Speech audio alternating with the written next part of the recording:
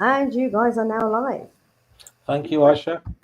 Welcome everyone to our FBS chat this evening. We have Shirley Shani from Georgia, Johns Creek in Georgia, Right. if I'm going to be precise, and my co-host Gil from Columbus, Ohio. So it's a very transatlantic chat. Columbus, Ohio, Joe. Yeah. What did I say? Columbus who? I don't know. There was a little sound. Oh, okay. Sound Sorry. thing. So yeah. So normally, Shirley, I'm curious to know how you came across the solution-focused approach.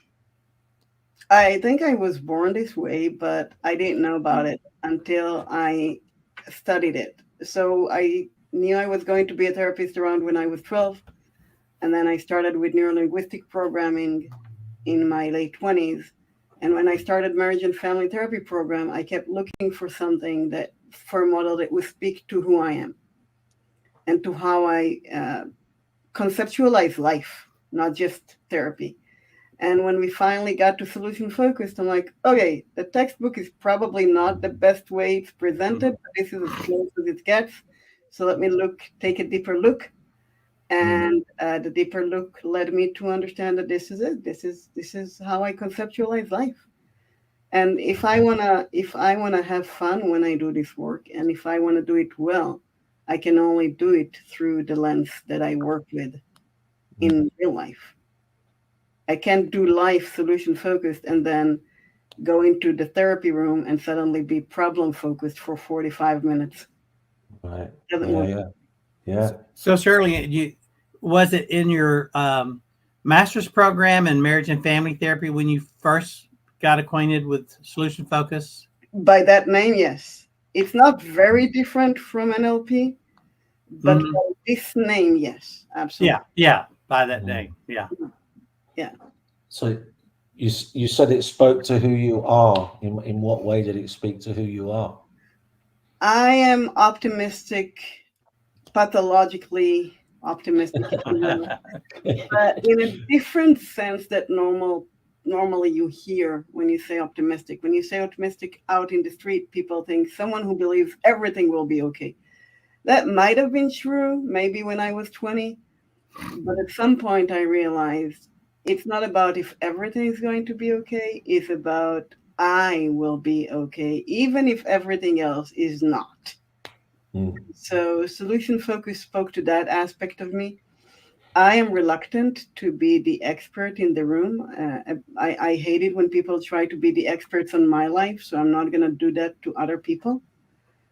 So it spoke to me in that way that we kind of deconstruct the hierarchy that therapeutic settings always carry.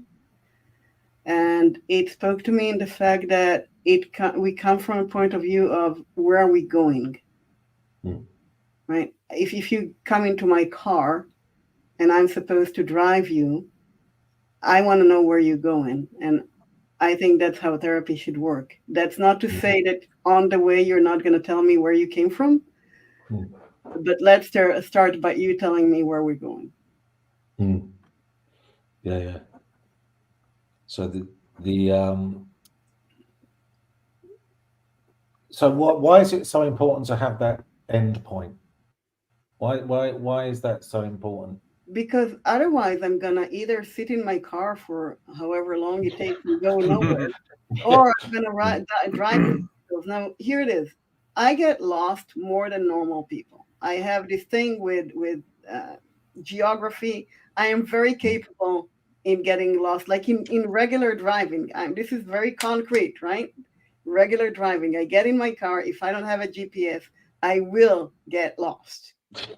Right? I don't want to do that in other aspects of my life. Yeah. That's very easy to do in the Atlanta area. Traffic is horrendous there. Trust me when I say, Gil, I am so capable, I can literally lose my way out of a paper bag. I'll take your word for it. But I need to know where I'm going. So if I go in the car, I'm going to put a destination in my GPS. Or way long back, I'm 50. I can remember the times when I used to have a book with maps in my car to guide me. Yep. Some drivers now look at me like I fell off the sky when I say that, but we used to have paper maps. Yes, we did. And the same way for therapy, I want to know where we're going. You came to see me. So for people that listen, Shirley, because some people may not even know what solution focused is. Right. It's quite an open. What if the client doesn't know where they're going? They always do. I trust my clients 100%. And if they got into my car, we're going to run with this metaphor for a little longer. They did not get into my car because the seat is more comfortable than the armchair at home. They came for a good reason. If they come into my office, they came for a good reason. And I trust them to know it. And they always do. Even if they start with, I don't know, which, by the way, happened to me. It happens. It doesn't happen often, but they start with, I don't know. I'll say what I just told you. You came here. You had something in mind. Tell me about that. You called me. You had something in mind. Tell me about that. You looked me up. Yeah. I don't know about you, but nobody wanders into my office by mistakes looking for, I don't know. No, that rarely happens, Shirley. They just walk in. So it's about having that complete faith in the person in front of you that they know the destination. They may have just forgotten it for a bit. Yeah. Recently, I've been reading some stuff by and about Carl Rogers, and I mean, he really was the first one to come up with that sort of thing. It's something he referred to as the actualizing tendency. Right, and he was the first to say maybe we should look at the people in front of us. Like, what a wild idea.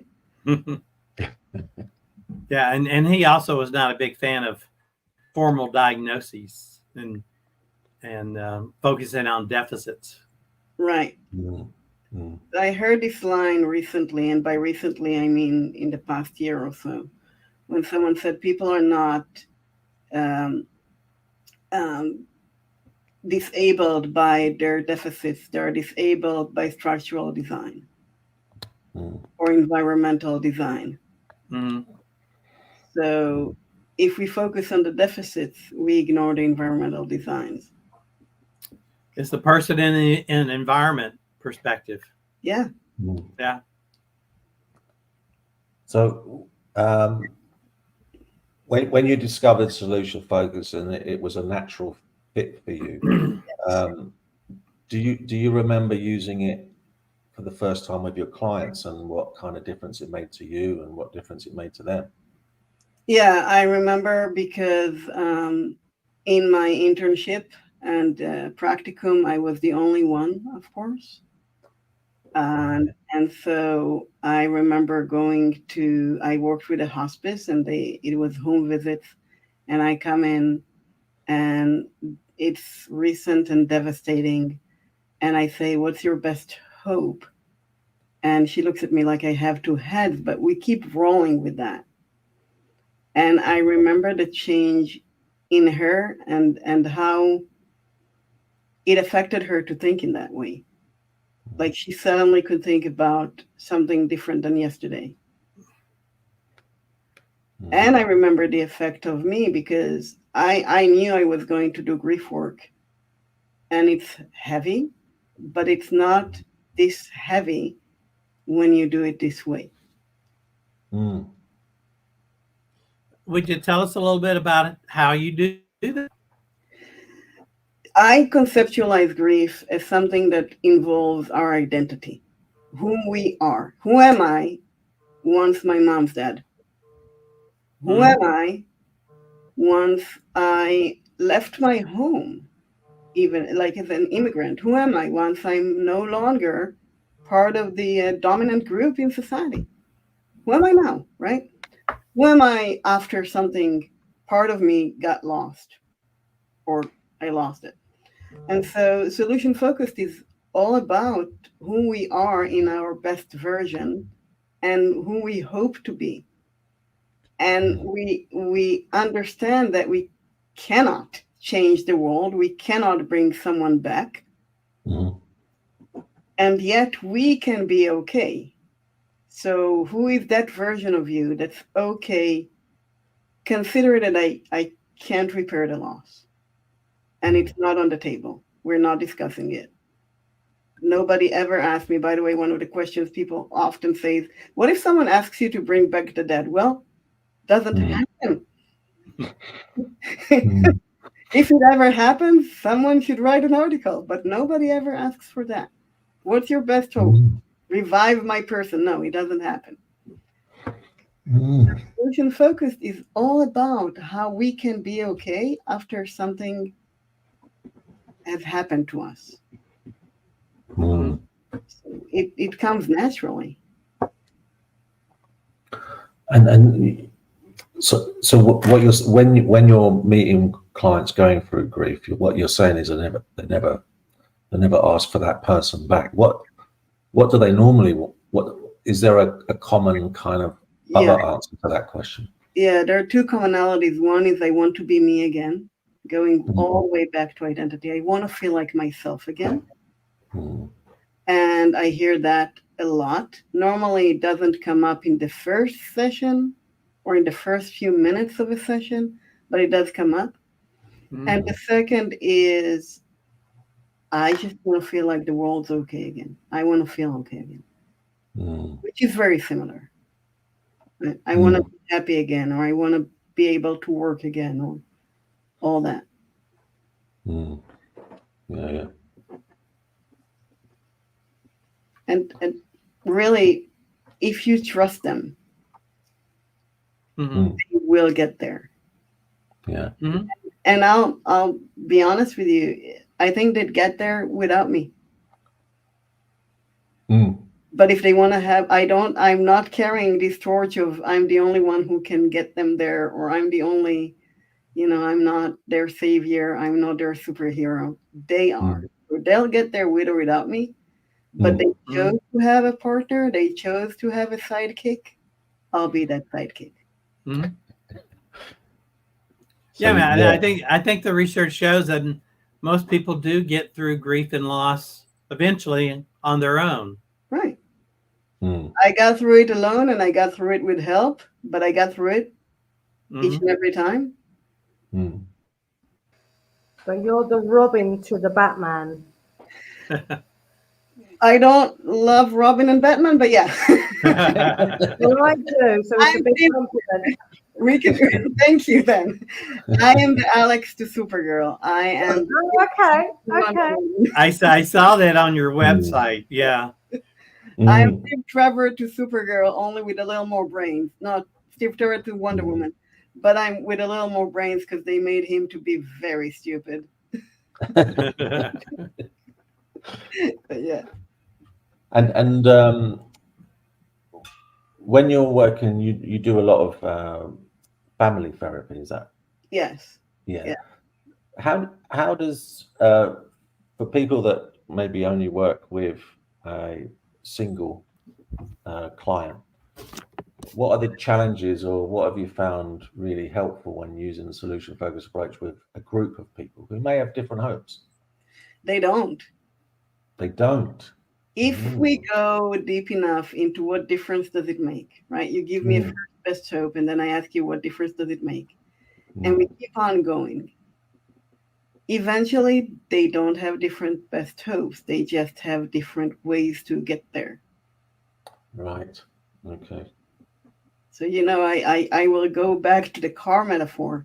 I'm originally from Israel, as my name may suggest. Shani Ben Tzvi is hardly an American name. And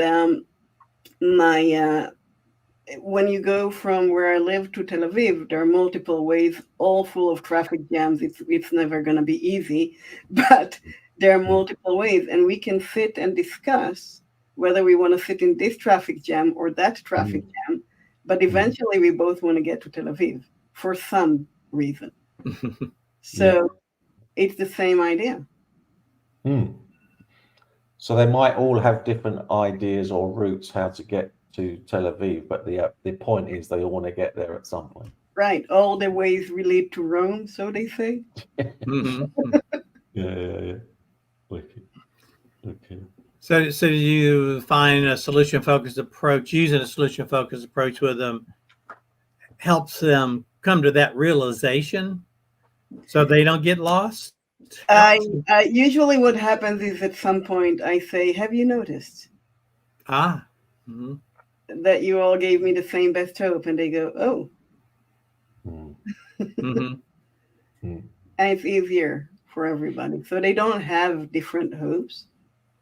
They just have different rounds.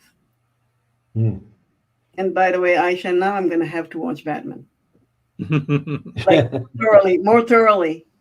I'm surprised you haven't already, Shirley. Yeah. Thoroughly. Got to a 9, so you need to do something about that. Do a deeper research.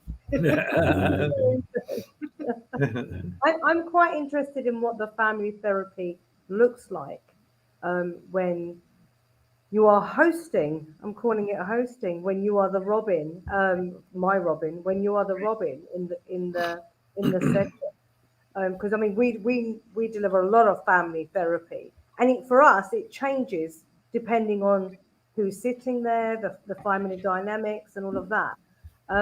But there are some instances with other organisations that it really is quite a tick box of the questions that you ask, and it's not tailored to the family's needs and the challenges that they are facing. And as you said, I completely agree.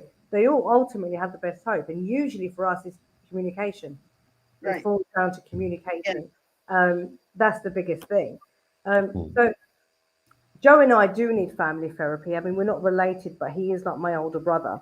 But if we were with our staff, what would a typical family therapy session look like for you? It would be taking turns in answering best hopes, and then I'll take it from there. It will usually start with that, and I'm very persistent and insistent on the terms. Like it's people always jump, and I always say, hold on, you'll get there, you'll get your turn. I make a point out of that, and I make a point if I see a very big power differential between people, I will go with the person with the least power first. If I keep it, just to give them voice, so they don't keep following others. And then whatever they tell me is their best hope, I'll take it from there. I ask a lot of history questions. How I know you've done this before. How do you do it? Whoa. That was an umber that I'm not supposed to receive. Apologies. It's a horrific thing here. And I just take it from where they tell me, but I ask a lot of history. How have you done this before? Because usually they want to get back to something. They had communication. Otherwise, they would not be in the room, right? You don't build. I don't know about you, but I don't build a family with someone I can't communicate with. So they used to have it. Yeah. Are you 100% solution focused, or do you invite other forms of therapy into your sessions, whether it be family sessions or one-to-one sessions, grief sessions, whatever it might be? Are you open to that, or are you very much, because there are as you know, Shirley, there are so many solution focused practitioners, coaches, therapists in the world, which is amazing. Right. But there are I'm quite open, so I will swap and change where I can, not even know what I'm doing half the time, because I'm very much client led. It's just wherever they're taking me, I'm following, but with a purpose. Right. And it doesn't have to be solution focused in my eyes. But where do you stand with that? In my thinking, I'm solution focused through and through. In my practice, I sometimes lean into the collaborative form just because it's more conversational. It takes the structure and the hierarchy even a step less, right? We talk like people. So when I lean out of solution focus, it would be to collaborative discussion. And like you, half the time I don't know what I'm doing, but I'm getting there. You trust the process. I was about to say I trust the process. I trust my clients. Mm-hmm. And apparently, let's say we probably do know what we're doing, both of us, because otherwise we wouldn't be able to do it anymore. Mm-hmm. Yeah. So in family therapy, you work then with a lot of families where the person with the presenting problem is a child or teenager? Usually when it's teenagers, they come solo. Okay. Fix my child. Yeah. I never do. Okay. So as a good family therapist, you recruit the parents into, or the caretakers, the adult caretakers into the session. Normally, I don't recruit them and they won't come but I never fix the child because the child doesn't need fixing. I don't see children under 15. So the teenagers, they don't need fixing. What they need is a voice. So I work with them to find that voice and to vocalize that voice. I mean, say more about what that means. I mean, what does it look like not having a voice for them, and what does it look like want a voice? So this is Georgia, and a lot of parents are, you'll do as I say.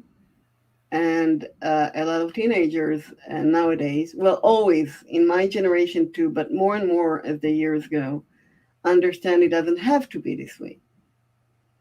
So first off, when they come to my office, there is somebody who trusts they know what they're doing, which is shocking. And then whatever it is that their best hope is and they want to be, I will go with them and they'll go home that person.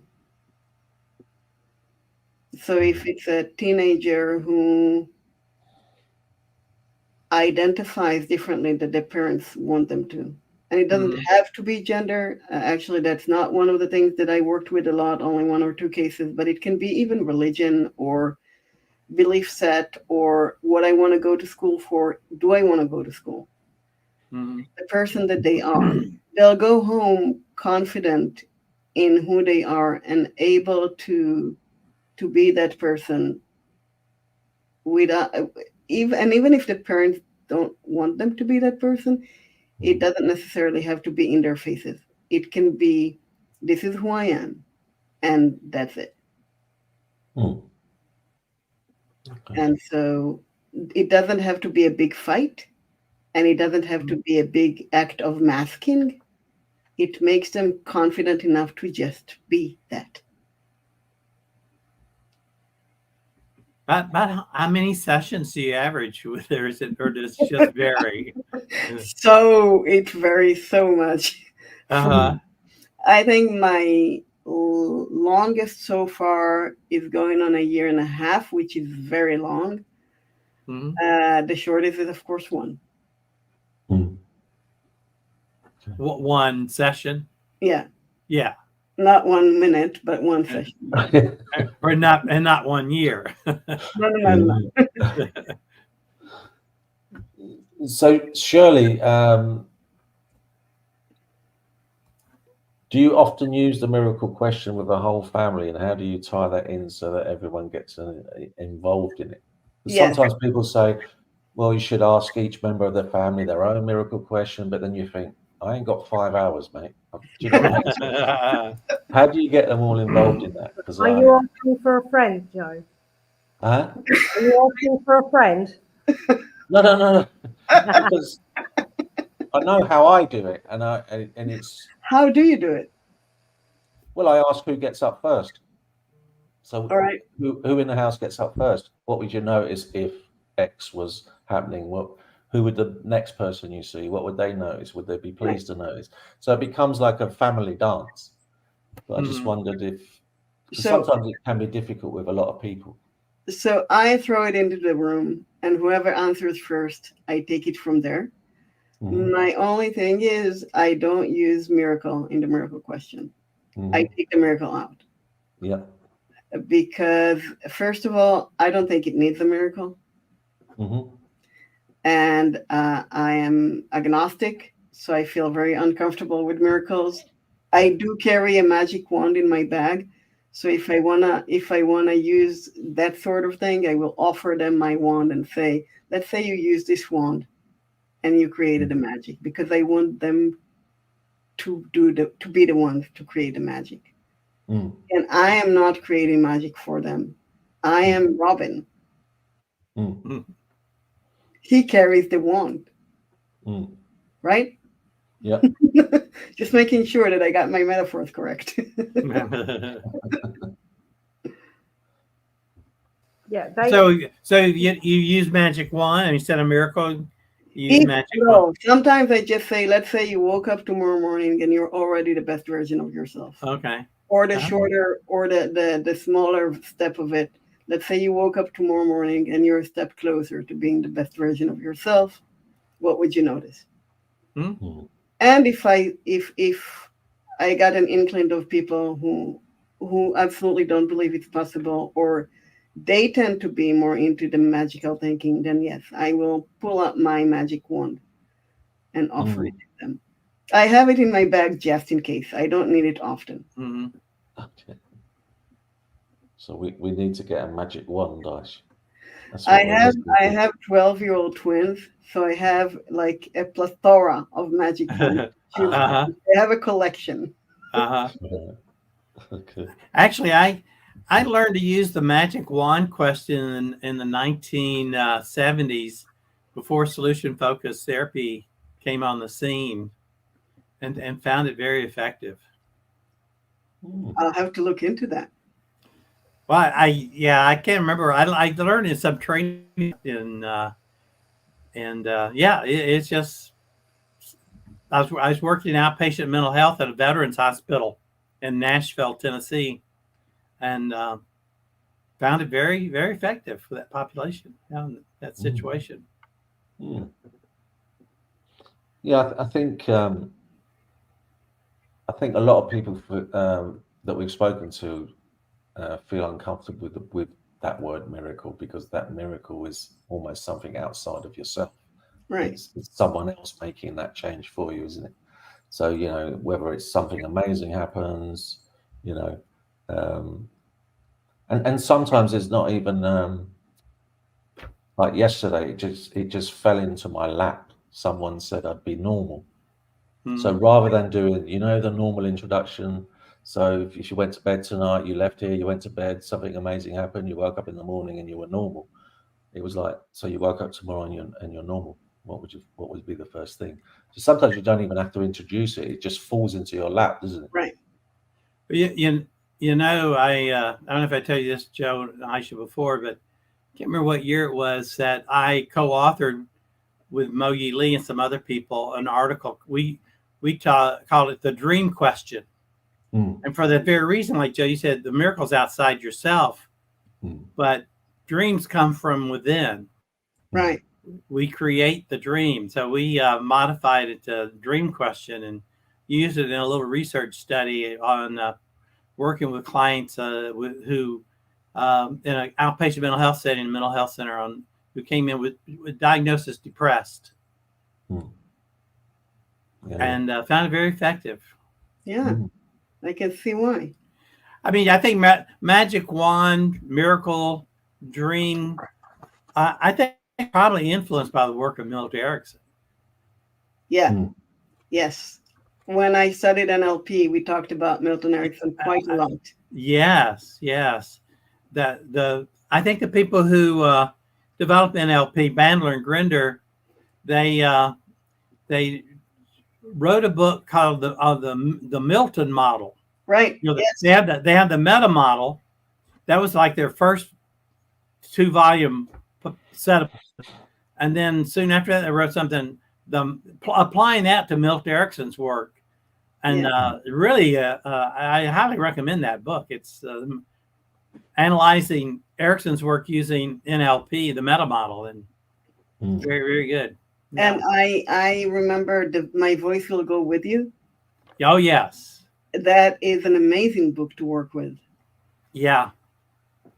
He, by the way, had more courage than I ever will in some of the things that he'd done. Like maybe you have to come to be, I don't know, 70 before you can be as courageous as him. Maybe I have 20 years. When you look at his life story of coming down with polio as an adolescent, and the doctors telling his parents he may not live through the night, right? And yet he was determined to not be limited by polio. I mean, he encouraged from a very early age. I actually used to use his story often as an example. Lately, I've been using something more recent, Joni Mitchell coming back to stage. Oh yeah, very similar story. Yeah.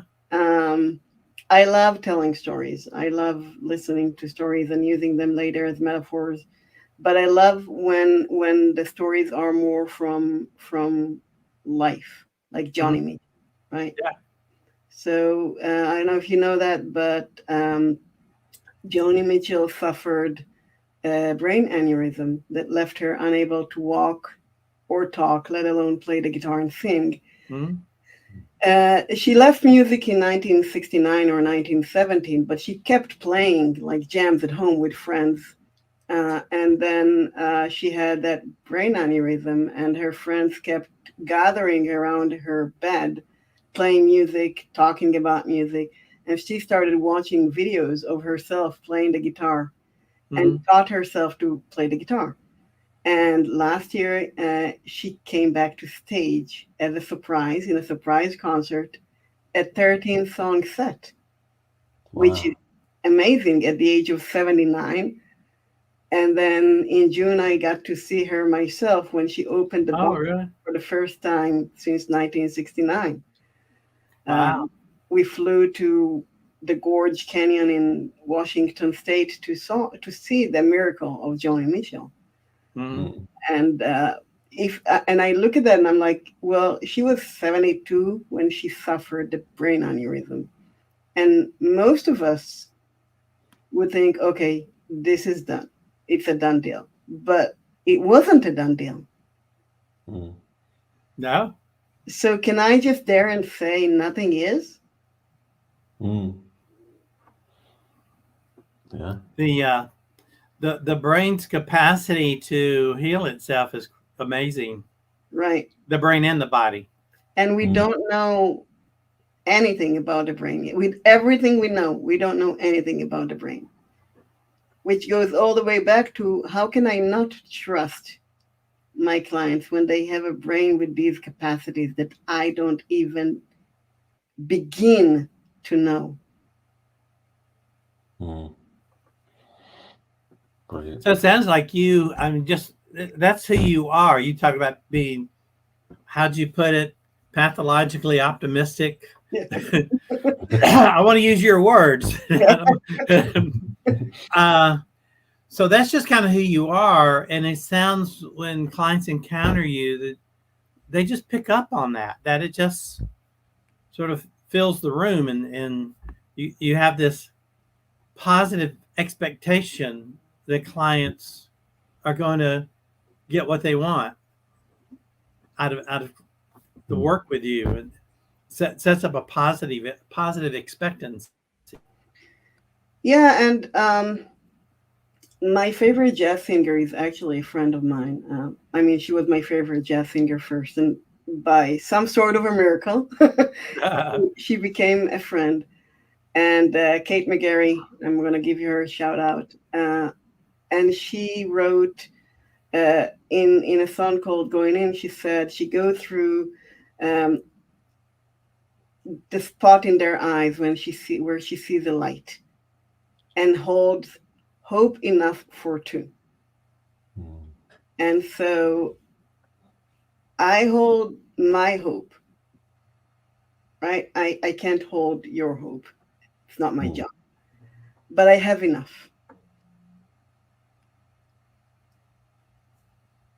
So how would your clients know that you have this absolute faith in them? Well, I tell them. Okay. You just say it. At some point or the other, it will come out of my mouth.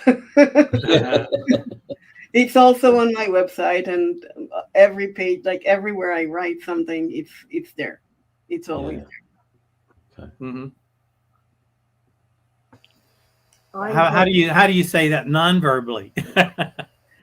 I mean, I am very comfortable in the room, Mm-hmm. and I am never appalled by what they tell me. I'm never, oh my God, this is so horrible. This is horrible, and you can make it. Mm-hmm. So it's, I guess, all over me. I mean, I hope it's all over me. If not, then I'm not doing what I'm supposed to be doing. I would like to know, in your view, what are your top 3 achievements thus far? One would not sound great, but I'm going to say it anyhow. I was in an internship, and we had a meeting. Finance person said something that was completely unethical, and I didn't throw anything. Oh, brilliant! So how did you composure? how did you do that? I remember that I'm an intern and I need to finish the degree. But what yeah, did you do instead, Shirley? Instead, I decided in that moment that I'm not going to listen to what she just said. And then I'm going to talk to the clinicians that had more experience with me in that setting and ask them how they're managing that specific expectation that was completely unethical and unrealistic, because I knew they do. I mean, none of them were someone that I would think does what she said. So I decided in that moment, instead of losing my composure and my degree, to just figure out a way to work around her. So that's what I did instead. That's my probably greatest achievement as a student. The other are clients that were willing to be, any client that was vulnerable enough in my room to show me who they are early on. And I'm thinking about a particular person who came in with grief and was completely vulnerable from the first moment. And I felt so honored. I always feel honored. The second someone calls my work number, I feel honored. But with her, I felt exceptionally honored, because she came in and she was like, this is it. Right? And one couple that he had a lot of power over her and used it. And I think I gave her, no, that's not true. I did not give her voice. But I think I allowed her to find her voice in my room. And I will be the first to admit they pulled out rather quickly after she found her voice, but I'm pretty sure she had enough voice at that point. So in the first moment when I realized they pulled out, I didn't feel like an achievement. I felt, oh dear Lord. But then I remembered I'm not Batman, I'm Robin. So I'm not supposed to now, do something. I'm supposed to keep trusting her. Yeah. So not throwing something as a student, and then summarize the other two then? Come again? I mean, in response to Ayse's question about your 3 biggest accomplishments. So the first one was not throwing something as a student. Right. And then summarize the other two then again. Say again what those were. Those would be the client that I could see trust me as much as I trust them, and the client that many other people would probably not trust, and I did. Okay. Mm. Okay, very good. Yeah. What made you decide, at which point in your career did you decide I need to trust the client? And I need to listen to the client before I know what question I'm going to ask next. Before I started it. So when I was 12 and I decided to become a therapist, I didn't decide to become a therapist. I came up to my parents and I said, when I grow up, I want to be someone that people can talk to and who will trust and believe them. Mm-hmm. Making that into a therapist is something that happened a little later. Mm. So that they didn't then come back and ask you, so Shirley, how do you plan on making a living doing that? They actually said that would be a therapist. They actually said that would be a psychologist. Because back in the day in Israel, nobody knew about any other form. So, Mm-hmm. So as a 12-year-old, I was probably playing on an estate, kicking a ball about, playing with my friends. At 12 years old, how did you know therapy was for you? I didn't. I knew listening and trusting was for me. Okay. My parents said that would be psychology, so I believed them. They were wrong. It's not psychology, it's family therapy, but it's close enough. So what point then did you figure out that therapy was the way to go for you? That's what you're going to I do. thought it was psychology, and then I realized there are other forms of therapy, and I started experimenting outside psychology. Because to be honest, I did not have much choice. My bachelor's degree grades were not enough for clinical psychology program. And so program directors told me to my face, you're going to be a remarkable therapist, but we're not going to accept you because your grades don't look good on paper. And so I said, okay, well, my point is not to get into your program. My point is to do therapy. I'm going to find a different way. Yeah. My best hope is to do therapy. All the roads leads to Rome. So was that soon after you finished your bachelor's degree? That was immediately after I started. I started research psychology for a master's, and then to maybe get a foot in anyhow, and then NLP. And then I dropped out of that master's because it was not for me at all. I could not survive that. I always say we should count what we didn't do as well as we should count what we did. So it was not for me. And I stuck with NLP until the girls were 5, and I decided to do another master's in family therapy and now a PhD in family therapy. Apparently I'm not leaving. So go ahead, Ayse. No, go on, Gil. My question is, so in your marriage therapy studies, your master's, I assume you also got acquainted with other approaches, such as like structural family therapy, right? Or strategic family therapy.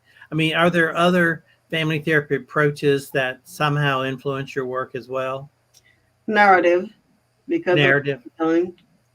And collaborative, like I said before. Like the collaborative language systems. Yeah, and every time it's supposed to be something that I structure and I decide for them and all that. I shy away. It's too much for me. Okay. Some people say it takes courage to be willing to not know. I say it takes courage to be willing to know everything. And I'm not courageous enough to to know everything. So are you, which is what my children call me, so I'm quoting my children, an annoying solution-focused mother? Yes. Absolutely.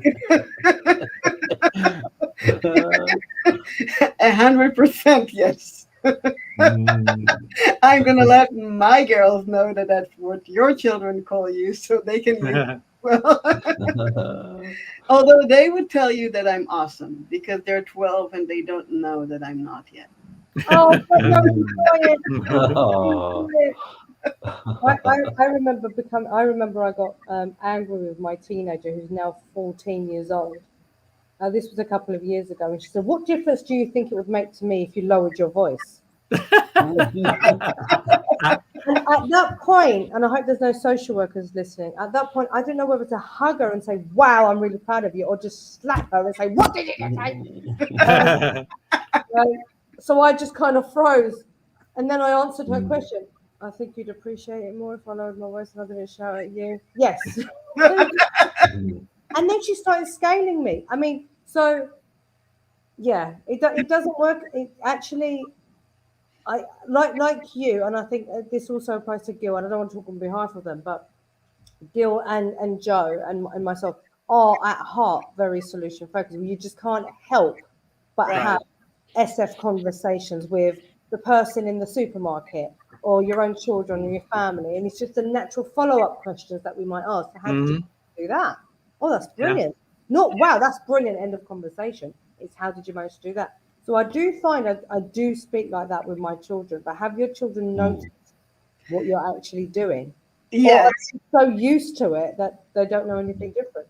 Yes to both. They know that that's what I'm doing, and then they're used to it by now. They don't expect anything else from me. Sometimes, like you, I suspect that, like you, I get mad and I'm not so solution focused. We are human beings. Human, yay. Yeah. But they're used to it. And in fact, if I leave a store and I say, have a good one, like a lot of people here do, they look at me and said, you're supposed to say, make it a wonderful day. Because that's my ending of every email. I like that. Make it a wonderful day. They look at me and they go, Mom. Yeah, I like that. Mum's feeling lazy today. Just have a good one. Yeah. You're on your own, kid. I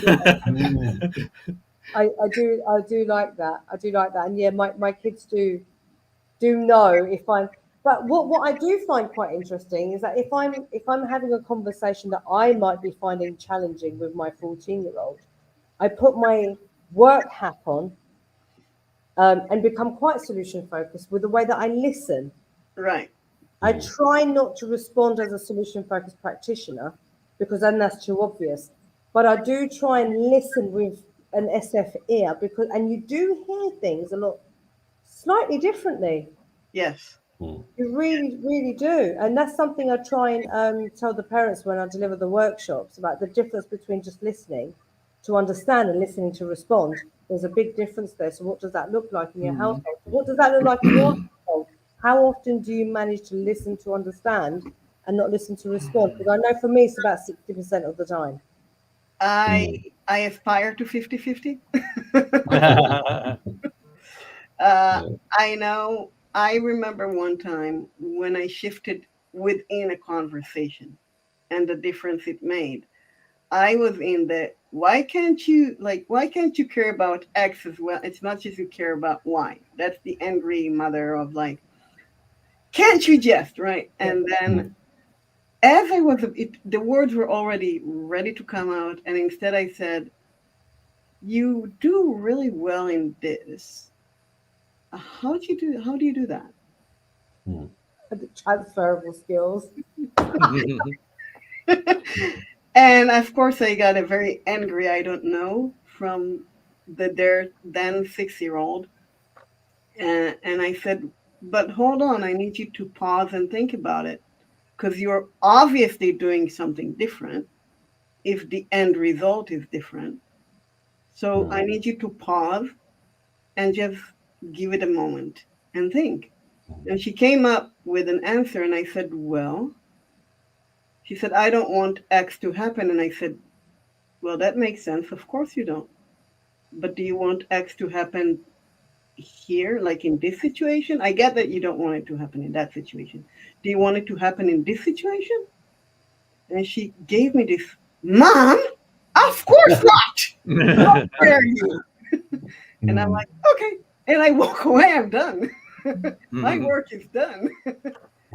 And that's it. She transferred the skill. But did I do it the first, second, 30 time? No. It took me time and to get over my own frustrations. And that's the difference between our children and our clients, I guess. Yeah. It's that emotional bond, isn't it? Yeah. It's that connection. Yeah. Sorry, go on. I always say there are two humans in the world that can drive me and my husband out of our minds. And they're the two people that we love the most. Yeah, exactly. That's what a lovely way to sum that up. Yeah. So goodgrieffamilytherapy.com, Shirley. Yes. Yeah, Good Grief Family Therapy. Tell us about that. I was looking for a good way to phrase how I see this. And I have a good friend who keeps using that phrase, good grief. And so when I was ready to build my own website, I'm like, can I go with goodgrief.com? And no, it's taken. And then someone also introduced me to the Peanuts. Yeah, Charlie Brown. Charlie Brown. Yeah. You might not want to go with goodgrief.com. So I added family therapy. I like it. I like it a lot. I won't be able to say Good Grief Family Therapy without saying Good Grief Family Therapy. Right. I can't either. Right. Good Grief Family Therapy. It's the only way I say it too. So Shirley, in your practice, do you work in a group practice or you have a solo practice? How do you do that? I am not fully licensed yet in Georgia. Okay. And so I work in a private practice not owned by me. There are 10 of us. We're not legally group practice. Each of us is a contractor, but we're very much a group. So there is these, the hallway conversations. Okay, that's good. Yeah. People are like, who's available to help me figure this one out, right? So it's a perfect combination between group and private practice. You're not alone like in private practice, but you're also not answering to a gazillion different people. Like in group. I'm going to give them a shout out, Cornerstone Family Therapy. Yay. We're all awesome. Everybody there is awesome. Do you guys get together to staff cases as a group, as a team? We get together once a month. We don't necessarily staff, but we say to each other, here, I have this availability. And I want to see these types of clients. Right? So I have 3 slots and I want couples. And then you get a couple and you don't want them. You're like, hey, why don't you call this person?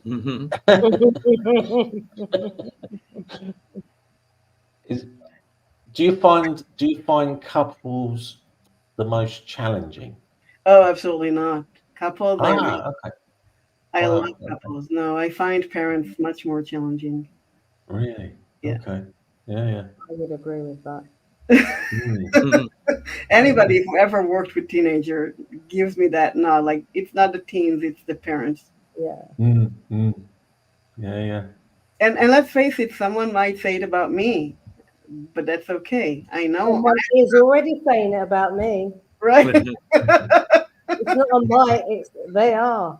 I think with the parents, it's there are so many different contributing factors as to why they are in a position that they are in, and it could be domestic abuse, it could be finances, it could be so many different things. Right. And I think that's why, since we've decided to work with the parents solo, before we introduce the children, to introduce them to the way that we work, which is solution focused. So when they first come in, when we ask them the question of, what wouldn't you change about your child? What do you appreciate most about your child? Then they can actually answer it rather than, I don't know, I change everything because I want them to do this and I want them to do that. So it's almost prepping them for the family therapy. Right. And that seems to be working a lot better than just kind of meeting them all in one go. But yeah, I mean, 99% of the time it is trying to change the mindset and the way, rewiring the brain for the parents to kind of see things slightly differently. And they're tired and they're frustrated and they just want things done.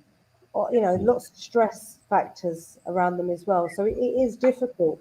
But if you want to influence change in your child, you need to make the changes yourself. Right. Exactly.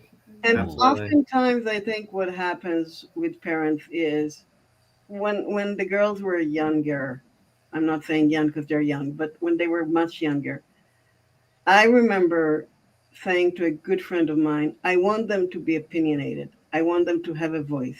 I want them to be able to say no. I want them to fight over what's important, but he can just not be with me right this second.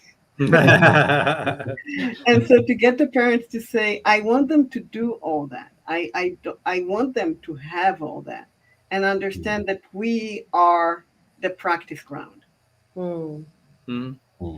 I can't expect an 18-year-old to be able to say no if for 18 years I said you can't say no to me. Yeah. Exactly. Yeah. So getting the parents to change the mindset, it's part of my job to be the practice ground, to be the first person they try it on. And is it exhausting? Absolutely. Yeah. But it is the job. It's in the job description. Yeah, you could have told me that 14 years. I was not a mother 14 years. Well, I was not a mother to a live person 14 years ago. Yeah, I mean, they're going to come with a manual, but it is, you spend a lot of time raising independent children to not be afraid to be themselves. And then as soon as they start coming up against us, it's, what have I done? In the long term, it's the best thing, it's the best gift we could give our children. Right. It really is a gift. Yeah. So no regrets there. I just wish that it was on my own terms and they had a control. Turn it on and off whenever I want it. But do you do anything outside? Are you involved in anything outside your practice or family? I'm a homeschooling mother, so I do a lot outside my practice. I'm in the SFBTA board. I'm on GAMFT board. So we need to bow to you, SFBTA. Please don't. We're just doing the best we can, like everybody else. But yeah. What made you decide to sit on the board? As if you have enough to do. Why are you the cleanup that we needed to do after last year's board? So you're there to make that difference, influence. Yeah, there was a big mess. We needed a cleanup crew that wasn't involved in the big mess. Yeah, I'm on the solution focused therapy listserv, and so I followed some of it on that. Right, we're not going to go into gossip right now, but right. Yeah. So what are your what are you looking forward to? What are you hoping to achieve in the next 6 months, year? Get fully licensed. Okay. To begin with. In about 6 months, I'm starting to write my dissertation, which would be nice. It's going to be a fun journey. And what's the topic? How we can teach grief better in OFT programs. Okay. And the current answer is anything we do is better than the nothing that we're currently doing. But but hoping to get a better answer than that. Oh dear. I've got to mute myself. Sorry. But hoping to get a better answer than that. Like most programs don't even touch upon it. Those who do get stuck with the 5 stages. So, do something more than that. Someone's going to call me after this call and say, we do more than the 5 stages. I'm going to say, yay! But yeah. And I mean, there was the work. I mean, in terms of the literature, there was the book co-ed, got Living Beyond Loss, I think. Yes. Who are the co-editors? Froma Walsh, Monica McGoldrick. There were maybe one or two other, but looking at grief and loss from a family systems lens, really good stuff. So that's the subject of this dissertation. It's going to be qualitative. And then beyond that, I have no idea.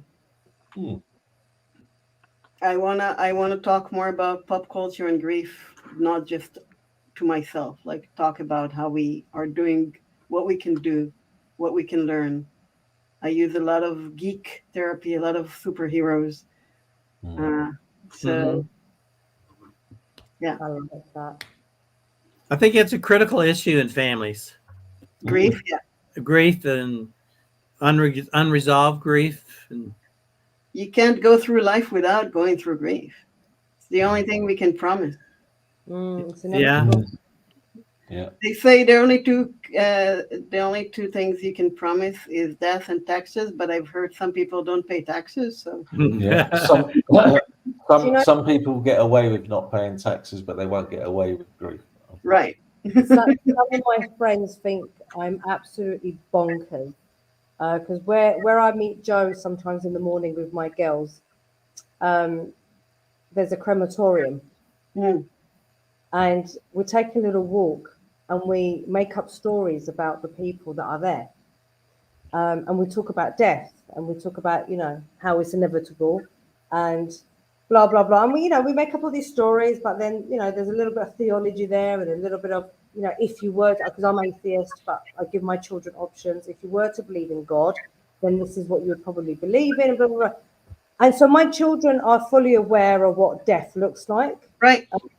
Blah blah blah blah blah. So when I say to my now 8-year-old, I think she was about 6 at the time, said, "Oh, we had a brilliant time at the crematorium today.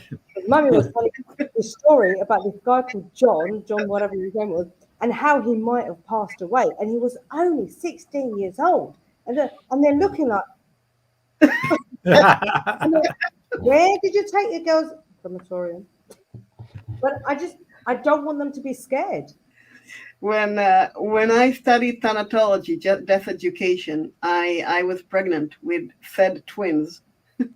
And everybody thought I was completely out of my mind, because how can you study death when you're pregnant with your life? So I got the same looks you get. And I told people that's the only thing I can promise them. So they might as well start now. Yeah. And they were 2 when they first asked about it. And I explained. And then by the age of 5, they knew my stance and other people's stances on death, and everybody's like, "Are you crazy? Why are you talking? They're too young. Why are you talking to them about it?" I'm like, "Well, so when they are 8 and 10 and 16, they can talk about it." Yeah. So out of all the possible things you could study, then how did you choose to study thanatology? I wanted to do grief work. And someone I met was starting a thanatology program in the University of Haifa in Israel. And I really appreciated her stance on how to do this work. And I walked up to her and I said, the program is only for people who, nurses, psychiatrists, psychologists, and I'm an NLP person, so I don't stand a chance, do I? And she says, "You want to do grief work?" I said, "Yes." She said, "You're in." And then she called me and said, "Would you teach the class about NLP?" And I'm like, "I am in the class." That's why she said yes. You see? There you go. She said yes, knowing full well that she was going to ask you for that favor. student, Shirley, to please stand up and deliver to workshops. And she is a wonderful mentor. So are you saying that because she might be watching? I doubt it. We have actually gone over time, and I didn't even realize. Yeah. Like, I've been having a whale of a time here, and I've cried a little bit through laughter, which is always a good thing. Gil, any last questions or words for Shirley? And not really, just good luck with the dissertation, and keep on doing what you're doing. And next time I'm in Atlanta, I'll go give you a call. Yes, give me a call. We'll meet for coffee. Sure. I get down there 3 or 4 times a year. Come over. And by the way, if you ever want to fly over the ocean.